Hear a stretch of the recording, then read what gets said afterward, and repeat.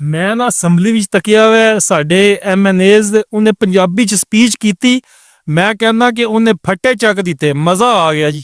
ਜੀ ਬਿਲਕੁਲ ਜੀ। ਬੱਬਰ ਸ਼ੇਰ ਸਾਡੇ ਜਿਹੜੇ ਖਵਾਜਾ ਸਾਹਿਬ ਨੇ ਸਿਆਲਕੋਟ ਦੇ, ਉਹਨਾਂ ਨੇ ਜੋ ਕਿਹਾ ਜੀ ਮੈਂ ਪੰਜਾਬੀ ਜ਼ਬਾਨ ਕਰ ਮੈਂ ਐਪਰੀਸ਼ੀਏਟ ਕਰਨਾ ਬੱਬਰ ਸ਼ੇਰ ਨੇ। ਔਰ ਮੈਂ ਪੰਜਾਬ ਹਕੂਮਤ ਨੂੰ ਖਸੂਸਨ ਮਰੀਮ ਵਜ਼ੀਰ ਆਲਾ ਪੰਜਾਬ ਸਾਹਿਬਾਂ ਨੂੰ ਇਹ ਰਿਕੁਐਸਟ ਕਰਾਂਗਾ ਕਿ ਜਿਹੜੀ ਤੁਸੀਂ ਕਰਾਰਦਾਰ ਮਨਜ਼ੂਰ ਕੀਤੀ ਹੈ ਪੰਜਾਬ ਅਸੈਂਬਲੀ 'ਚ ਕਿ 5ਵੀਂ ਤੱਕ ਜਿਹੜੀ ਹੈ ਉਹ ਪੰਜਾਬੀ ਜ਼ਬਾਨ ਬੱਚਿਆਂ ਨੂੰ ਪੜ੍ਹਾਈ ਜਾਏ, ਖੁਦਾਰਾ ਉਹਨੂੰ ਜਲਦੀ ਇੰਪਲੀਮੈਂਟ ਕੀਤਾ ਜਾਏ। ਅੱਲਾ ਨੇ ਤੁਹਾਨੂੰ ਮੌਕਾ ਦਿੱਤਾ ਹੈ ਤੇ ਇਹ ਮੌਕੇ ਬਾਰ-ਬਾਰ ਨਹੀਂ ਹੁੰਦੇ। ਪੰਜਾਬੀਆਂ ਲਈ ਕੁਛ ਕਰ ਜੋ, ਅੱਜ ਤੁਸੀਂ ਪੰਜਾਬੀਆਂ ਲਈ ਕੁਛ ਕਰ ਜੋਗੇ।